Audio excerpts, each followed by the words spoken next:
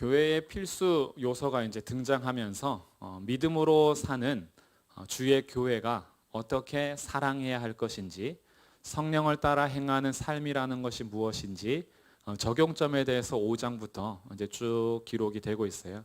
그리고 이제 6장 1절부터 5절까지는 형제가 죄를 범했을 때는 어떻게 해야 하는지 형제 사랑에 대해서 이야기하고 있고요. 오늘 6절부터 10절까지는 이제 가르침을 받는 자의 태도와 그리고 우리가 어떻게 선을 행할 것인지에 대해서 격려하면서 주의 말씀을 나누고 있습니다. 그럼 오늘은 6절부터 10절까지 함께 나눌 텐데요. 6절 말씀입니다.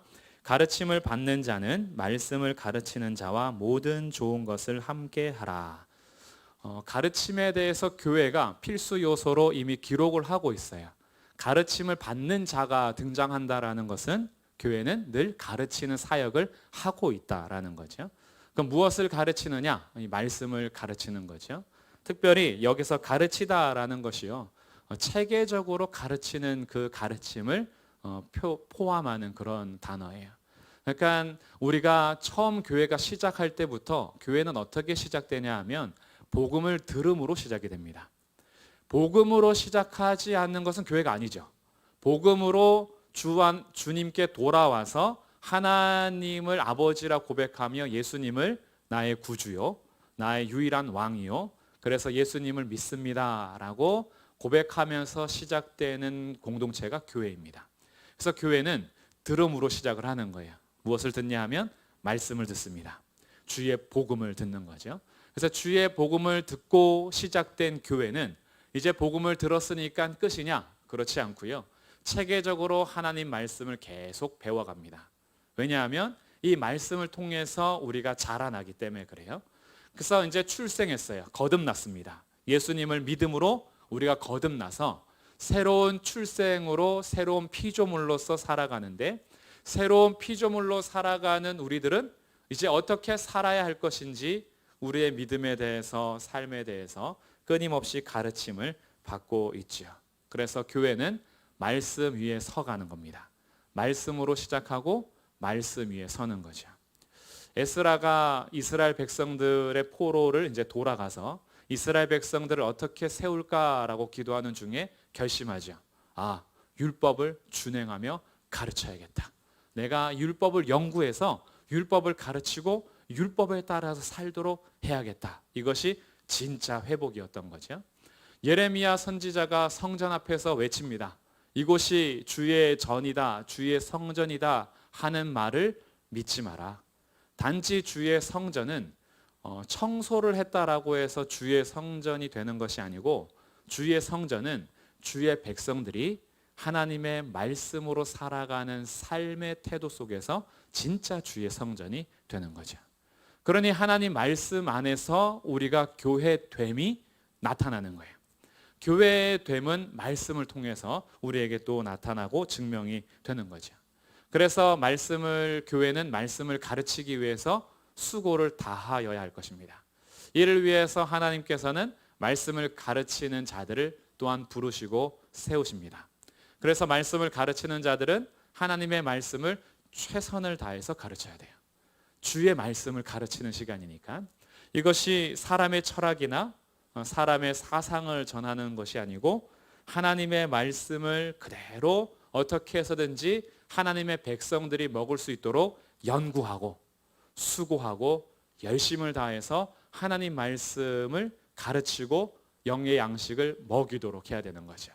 사람이 떡으로만 사는 것이 아니고 하나님의 입으로 나오는 말씀으로 살기 때문에 사람의 영이 하나님의 말씀을 먹음으로 자라날 수 있도록 최선을 다하는 겁니다.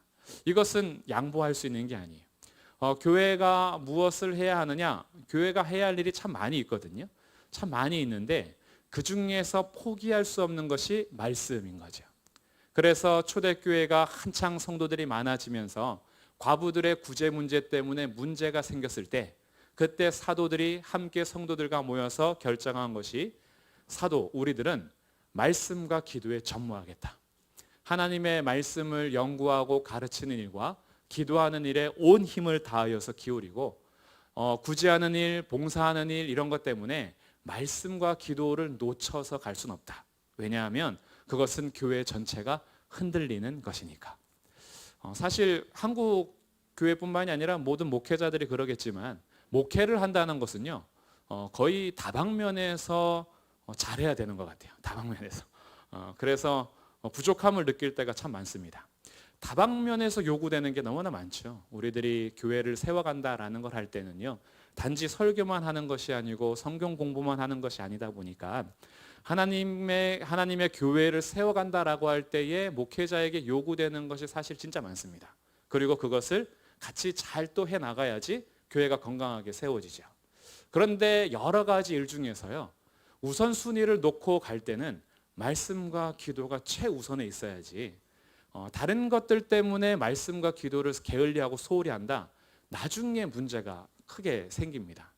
왜냐하면 사람이라는 것은요, 특히 주님을 믿고 돌아온 주의 백성들이요, 육적으로나 육체적으로나 감정적으로는 조금 채워지지 않아도 영적으로 채워지면 이겨나가요.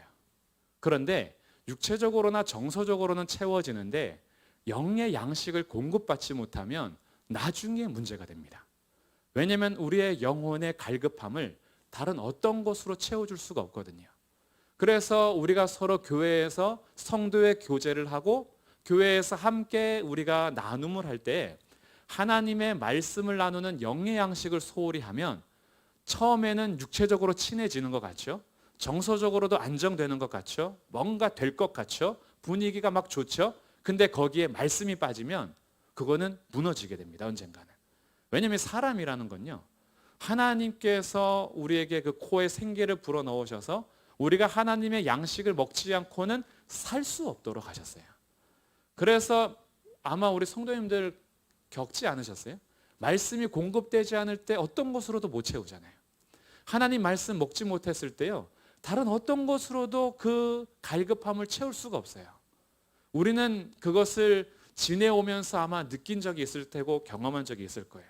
다 괜찮아요. 문제가 없는 것 같아요. 근데 주의 말씀을 못 먹으면요, 내 삶이 어딘가에 항상 빠져 있는 느낌인 거죠. 영혼이 공고합니다. 근데 이 원인을 못 찾고 다른 데서 자꾸 채우려고 하면 채우는 것 같으나 안 채워져요. 주의 말씀으로만 채울 수 있는 것이 있기 때문에 그래요. 그래서 이 가르침이라는 것은 교회가 선택해야 될 사항이 아니라 교회는 말씀으로 시작해서 말씀을 먹이고 말씀 안에서 함께 교제하고 성숙하는 거예요.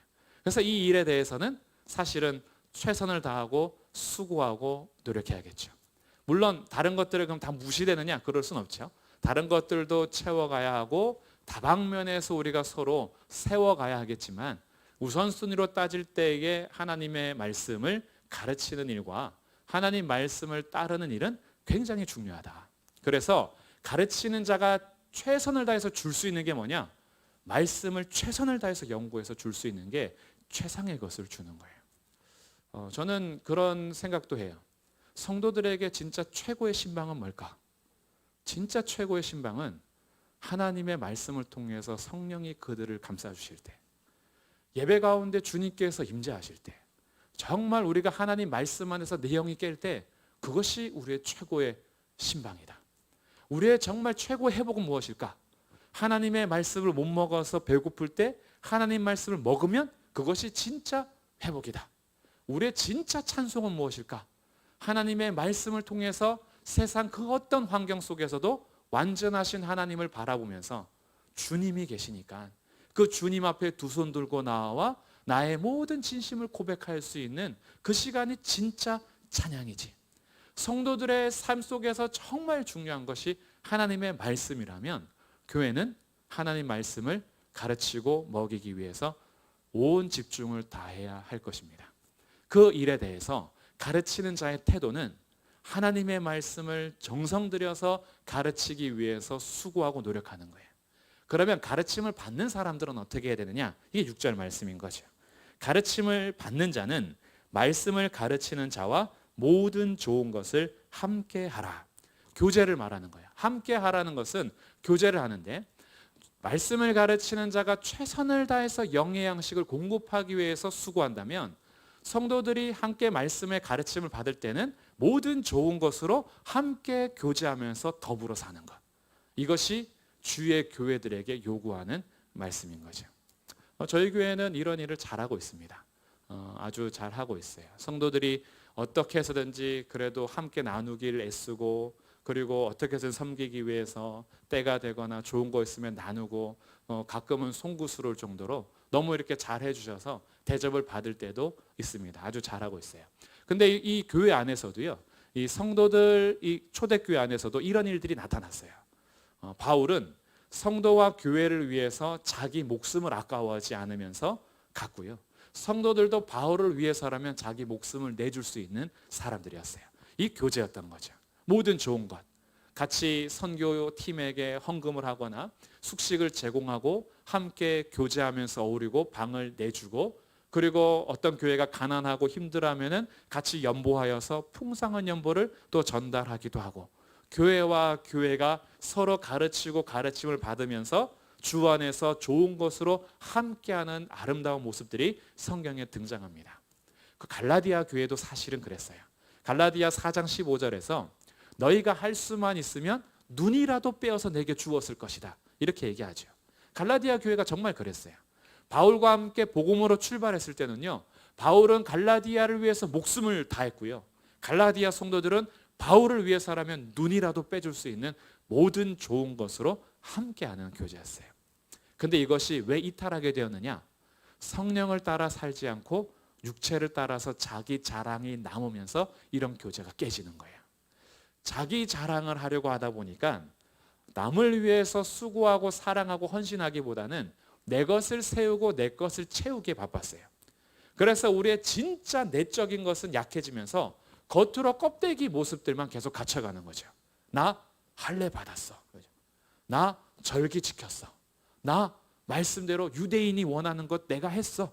라는 어떤 겉의 것을 가지고 이 안에서 성령으로 시작한 진짜 사랑은 사라지고 껍데기만 갖추다 보니까 서로를 위해서 희생해야 된다라는 것이 사라지고 있었던 거죠. 그래서 오늘 6절에서는 이것을 명확하게 다시 말해주고 있는 거예요. 가르침을 받는 자는 모든 좋은 것을 그와 함께 하라라고 하면서 어떻게 교제해야 되는지를 우리에게 말해주고 있습니다. 그래서 말씀을 가르치는 자도 최선을 다해서 먹여야 하는 것이고, 말씀의 가르침을 받는 자도 최선을 다해서 함께 섬기면서 성도의 교제가 교회 안에서 아름답게 세워지도록 하는 것이 6절 말씀이에요.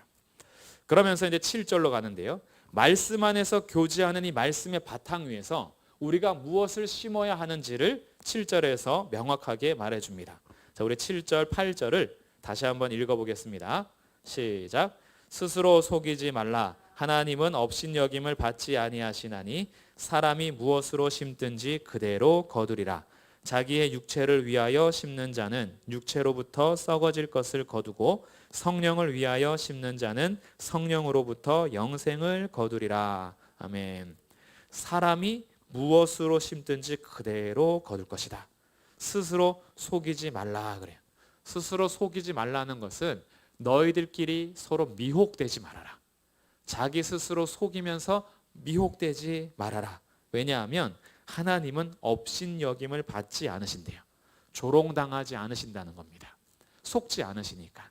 하나님께서는 아세요. 중심을 다 아십니다. 그래서 그가 무엇을 심었는지를 아세요. 무엇을 심었는지를 아시기 때문에 심은 대로 거두게 하시는 분인 거죠. 근데 우리들은 그러지 않을 때가 많아요. 심지 않으면서 좋은 열매를 바랄 때가 있어요. 우리가 무엇을 심든지 간에 거기에서 반드시 심은 대로 나게 될 텐데, 육체를 위하여 심는 자는 결국 무엇을 거둘 것이냐? 8절에서 육체로부터 썩어질 것을 거둔다. 결국 육체와 함께 파멸에 이르게 될 것이야, 이런 뜻이에요. 육체를 위해서 계속 수고하면 열심히 해요. 육체를 계속 합니다. 결국 열매는 파멸에 이를 것이야. 5장에서는 그 육체의 일이 무엇인지 우리는 함께 나누었습니다. 5장 19절부터 육체의 일은 분명하니 음행과 더러운 것과 호색과 우상 숭배, 주술, 원수 맺는 것, 분쟁, 시기, 분냄, 당짓는 것, 분열하고 이단, 투기, 술 취함, 방탕함, 또 그와 같은 것들. 이 세상을 살아가면서 자기 육체의 정욕으로 해서 계속 사는 사람들은요, 결국엔 그 육체로부터 썩어질 것을 거두게 될 겁니다. 근데 우리 믿음의 사람들이요, 거룩한 게 뭔지 알고 또 하나님의 열매가 귀한 것도 알아요. 성령의 열매가 좋은 것도 알아요. 그래서 그것을 바랍니다. 천국을 소망하고 하늘의 신령한 복을 구해요. 그런데 심지는 않아요. 이게 심지 않아요. 심지 않으면서 그걸 원해요. 기도를 심지 않으면서 기도의 응답이 있길 바래요. 말씀을 심지 않으면서 말씀으로부터 오는 열매를 얻기를 원해요. 성령을 따라 행하지는 않으면서 성령의 열매를 맺기를 바라는 거예요. 그러니 항상 소원만 있어요. 소원이 있고 갈망이 있고 바라봄이 있는데 수고하진 않아요. 그것을 위해서 심지 않아요. 그러면서 나중에 어떻게 해요? 하나님께 따져요. 왜 나한테 이런 일이 발생하게 하냐고. 왜 나한테 그러시냐고. 하나님 사랑한다라고 하면서 왜 나한테 이런 파멸의 일을, 이런 멸망과 같은 일을, 왜 이렇게 이 어렵고 힘든 열매들을 맺게 하십니까? 라고 따지죠. 주님이 만약에 긍휼을 베풀지 않으시면요, 단번에 말씀하실 겁니다. 네가 그걸 심었잖아. 너가 그걸 심었잖아. 너가 육체의 일을 심어놓고 왜 영적인 것을 구하느냐. 성령을 따라 행한 것은 하나도 없으면서 왜 성령의 열매를 바라는지 하나님은 조롱받거나 업신여김 당하지 않으신다. 스스로도 속지 말아라 그래요. 우리 신앙생활하면서 이게 굉장히 위험한 겁니다. 나는 괜찮다라고 속아요. 스스로. 이 정도면 신앙생활 괜찮다라고 합니다. 이 정도만 해도 뭐 심을 거 심었어 라고 스스로 자기 자신을 속일 때가 있어요. 우리는 사실 괜찮아 보이기를 원하거든요. 그리고 나도 괜찮다라고 다독거려요. 근데 하나님은 속지 않으세요. 나도 나한테 속을 수는 있는데 하나님은 안 속으세요. 한번 요즘 생활을 좀 돌아보십시오. 요즘에 무엇을 심고 계십니까? 요즘에 어떤 농사하고 계세요? 저는 뭐 화분 키우는 거 진짜 못하거든요. 심었다 하면, 키웠다면 제일 잘하는 건 말려 죽이는 거. 정말 잘해요. 아니면 말려 죽이지 않으면 썩어요. 또 너무 물을 많이 주거나 이렇게 관리를 못 해가지고 막 썩기도 하고. 정말 이 관리하는 거, 심는 거, 수고하는 거 정말 어려운 일인데, 우리가 우리의 삶 속에서도 무엇을 심느냐에 따라서 열매는 결정이 됩니다. 요즘에 무엇을 심고 계셨어요? 이것을 우리가 보면 앞으로 우리의 일은 단지 미래에 대한 예언이 아니라 오늘 무엇을 심느냐에 따라서 결과는 확실해집니다. 그래서 저희가 이제 주일마다 요한계시록을 나누고 있는데, 요한계시록도 그거예요.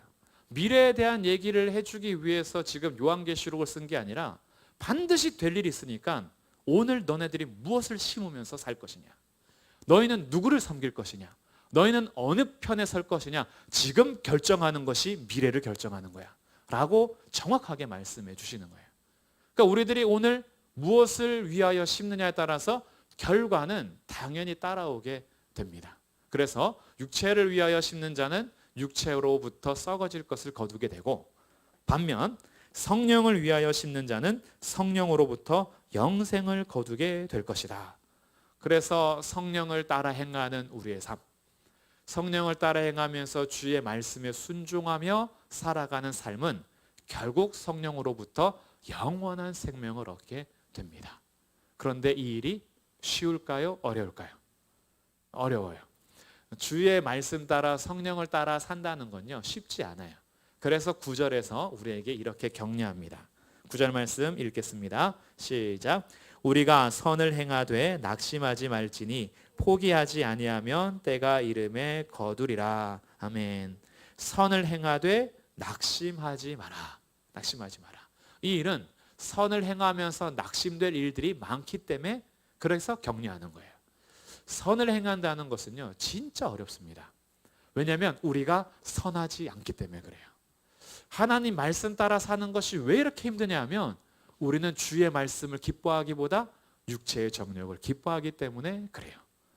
우리들이 주의 말씀 따라 사는 것이 왜 이렇게 어렵냐 하면 우리는 주의 말씀을 원하지 않기 때문에 그래요. 이것은 우리 육체의 본성을 거스르는 일입니다. 남을 사랑하는 것, 오래 참는 것, 친절을 베푸는 것, 다른 사람들보다 먼저 양보하는 것, 내가 나의 헌신을 들여서 수고하는 것들에 대해서 내가 먼저 먹기보다는 남들을 먼저 생각해서 챙겨주는 것, 말씀을 가르치기 위해서 최선을 다하여서 드리며 또 모든 좋은 것을 함께 하기 위해서 함께 서로 공유하고 나누는 것, 이거 사실요 진짜 쉬운 거 아니에요. 우리의 본성을 거스르는 일이에요. 우리는 최대한으로 받으며 최소한으로 주기를 원하죠. 받는 것은 그렇게 익숙해도 주는 것은 우리는 굉장히 노력해야지 할 수 있어요. 그렇기 때문에 왜 내가 벌어서 남 줘야 돼? 왜 내가 수고해서 희생해야 돼? 희생해서 왜 남들 잘 되게 내가 나눠야 돼? 라는 것이 우리에게는 이 도전이에요. 사실 도전. 그래서 낙심될 때가 있어요. 퍼주고 퍼주고 퍼주는데 밑 빠진 독에 물 붓기 같을 때가 있어요. 그럴 때 어떻게 하시겠어요? 계속 물을 붓는데 계속 물이 빠져요. 두꺼비가 안 나타나요. 두꺼비가 나타나서 구멍을 메꿔줘야 되는데 두꺼비도 안 오고 계속 선을 행하는데 아무런 열매 없이 계속 빠지고 있어요. 그때 어떻게 해야 돼요? 그때도 낙심하지 말아라. 때가 되면 거둘 것이다. 저는 두꺼비가 안 나타나면 어떡하지 이런 생각할 때가 있었어요. 두꺼비가 안 나타나면 콩쥐는 그래도 두꺼비라도 나타났지. 근데 두꺼비 안 나타나면 이 수고는 진짜 힘들지 않을까? 그러다가 이런 생각을 했어요. 밑 빠진 독에 물을 채우는 방법은 꼭 물을 계속 퍼날라야만 되는 건 아니다. 독을 강물에다 던져버리면 된다. 그 깨진 독을 그냥 강물에다 던져버리는 거예요. 그러면서 제가 생각했어요. 아, 그렇지. 우리가 우리의 힘으로 선을 행하려고 하면은 진짜 밑 빠진 독에 물 붓기지. 그러나 성령의 충만한 안에 그 밑 빠진 독을 아예 넣어버리면 내 힘이 아니라 주님의 힘으로 이 독이 채워지지. 선을 행하되 낙심하지 않으면 언젠간 채워져요. 왜냐하면 때가 되면 거두게 될 것이라는 주님의 약속이 있기 때문입니다. 농사도 마찬가지예요. 씨를 뿌리면요, 가을 때까지 기다려요. 씨를 뿌려놓고 요즘에 한창 이제 추수하고 있을 거 아니에요? 근데 땡볕 여름에 왜 열매가 안 익냐 그러면서 다 베버리면 어떻게 돼요? 그러면 끝나는 거예요. 그동안 수고했던 것이 다 끝나는 거예요. 때가 돼야죠. 가을이 돼야 거둘 수 있어요. 그런데 아직 가을도 안 됐는데 여름 돼서 힘들어, 농사 힘들어, 못 해먹겠어, 그냥 이제 포기해라고 하면 때가 되기 전에 아직 아무 열매를 거두지 못하고 낙심하며 포기하면 열매를 거둘 수가 없죠. 그런데 농부의 마음으로 때가 되면 거둘 것이야. 왜냐하면 선을 행하게 하는 삶은 내 힘으로써 거두는 것이 아니라 주님이 기뻐하시고 주님께서 맺어가시는 열매이기 때문에 여기에는 확실합니다. 이 땅에서 농사는 망칠 수 있어요. 우리가 자연을 거스를 수는 없으니까. 그런데 주님의 일은 결코 망하지 않습니다. 왜냐하면 주님이 실패하거나 망하지 않으시기 때문입니다. 믿으십시오. 그래서 선을 행하셔야 돼요. 계속해서 주의 말씀을 따라 살며 성령을 쫓아 행하는 삶이 힘들고 고되고 어려울지라도 오래 참고 주님 앞에 계속 낙심하지 않고 그 일을 계속하면 때가 이르면 거두게 될 것입니다. 그 열매를 맛볼 때 얼마나 좋겠어요. 근데 우리들은요, 심지는 않고 거두기만 하려고 하니까 사랑을 심지는 않고 사랑받기만을 원해요. 나는 친절을 심지 않으면서 남들이 나한테 친절하게 해주기만을 바래요. 인사를 하면 함께 웃으면서 인사를 받아야죠. 인사를 하면 인상을 써요. 그러면 나도 나중에는 인상을 써요. 그러면 상대가 그러죠. 왜 너는 인사를 안 하고 인상을 쓰냐 그러겠죠. 그럼 뭐라 그래요? 니나 잘하세요 그러죠. 인상을 같이 쓰는 거예요. 우리들은 뭔가를 심지 않고 좋은 것을 거두기만을 바라는 거예요. 우리 신앙생활이 이렇게 될 때가 참 많습니다. 너무 주의 은혜가 우리에게 부어지셔가지고 은혜로 값없이 받다 보니까 우리 신앙생활에 있어서 영광은 바라지만 십자가 지고 가는 삶이 없어요. 정말 영원한 위로와 천국은 바라면서 십자가 지고 가는 고난은 아무도 하지 않으려고 해요. 정말 인내하며 수고하며 주의 길을 걸어가는 삶은 없이 천국에서 말하는 신령한 복만을 바라면서 우리가 하나님께 그것만을 바라며 살아가는 거죠. 근데 주님이 오늘 말씀하십니다. 스스로 속이지 마라. 하나님은 만홀히 여김을 받지 아니하시나니 무엇으로 심든지 그대로 거둘 것이다. 너희가 육체를 위하여 심으면 육체로부터 썩어질 것을 거둘 것이고 성령을 위하여 심으면 성령으로부터 영생을 거두게 될 것이다. 그러니 선을 행하되 낙심하지 말지니 포기하지 아니하면 때가 이름에 거둘 것이다. 이렇게 주님께서 우리에게 말씀하십니다. 그러면 오늘 10절 마지막, 선을 행해야 될 대상은 누구인가 이거죠.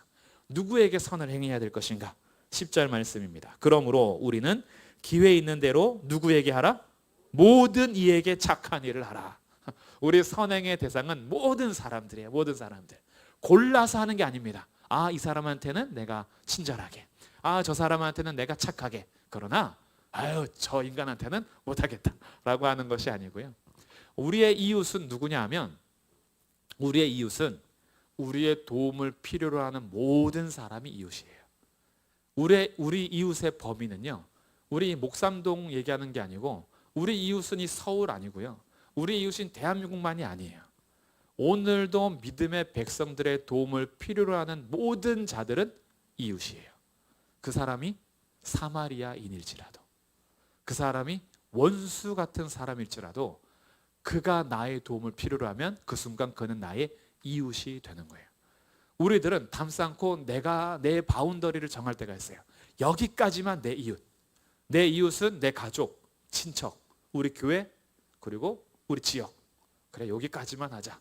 여기까지만 해도 잘하는 거지 라고 할 수 있어요. 그리고 그 너머에서 도움을 필요로 할 때는 그는 내 이웃이 아니야, 이렇게 나중심적으로 이웃을 삼거든요. 근데 성경은 나중심적으로 이웃을 삼으라는 것이 아니고 그 중심으로 누가 그의 이웃이 되겠느냐 이렇게 질문하세요. 누가 그의 이웃이 되어 주겠느냐라는 거죠. 그래서 오늘 주님께서도 우리의 선행의 대상이 누구냐 하면 모든 사람이에요. 모든 사람. 우리의 선행의 대상은 제한되지 않습니다. 모든 사람에게 나누는 거예요. 그런데 하나의 질서가 있어요. 이게 이제 하나의 또 조건이 붙는데 10절에 더욱 믿음의 가정들에게 할지니라. 더욱 믿음의 가정들에게 할지니라. 이것은 주님의 사랑이 주의 제자들에게 부어졌어요. 그리고 제자들이 서로 사랑하면 이로써 세상이 너희가 내 제자인 줄 알리라. 예수님이 말씀하세요. 우리가 믿음의 가정들을 서로 돌보면서 사랑할 때요, 이 사랑은 우리끼리로 가지 않아요. 이 말씀을 그래서 오해하면 안 돼요. 더욱 믿음의 가정들에게 할지니라 라고 하니까 역시 믿음의 가정들 우리끼리만 먼저 하고 그러고 나중에 해야지 이렇게 하면 우리는 우리끼리도 사랑할 수 없어서요, 우리끼리 사랑하려고 하다가 인생이 다합니다. 우리끼리도 사랑이 진짜 어렵잖아요. 근데 우리끼리만 하려고 하면 믿음의 가정들에게만이 아니라 더욱 믿음의 가정들에게 할지니라 라는 것은 이 범위가 사실은 믿음의 가정들과 교제하면서 그 사랑이 넘쳐 우리의 이웃과 열방 가운데 흘러가는 그 사랑을 결실을 우리가 보기를 원하는 거죠. 그래서 믿음의 가정들에게 할지니라를 갈라디아서 6장에서 좁혀서 적용한다면 첫 번째는 1절부터 5절까지 내용이에요. 성도 중에서 형제, 믿음의 성도 중에서 누가 죄를 범한 것을 알게 됐을 때 어떻게 사랑할 것인가 이거죠. 이게 1절부터 5절까지였어요. 범죄한 것이 드러날 때에는 바로 잡아주기 위해서 그와 함께 권면하고 사랑으로 기도하고 세워주고 참고 너도 시험에 빠지지 않도록 조심하고 주의하고, 그래서 형제를 세워가는 사랑.